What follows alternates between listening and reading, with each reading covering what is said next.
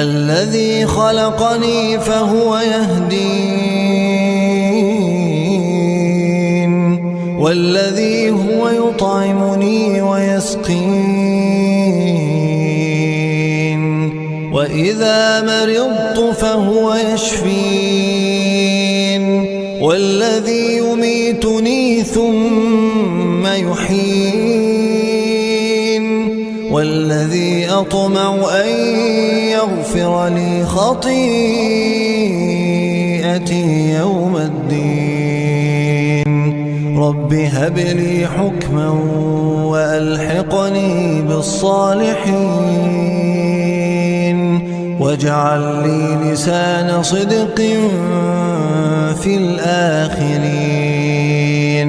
واجعلني من ورثة جنة النعيم.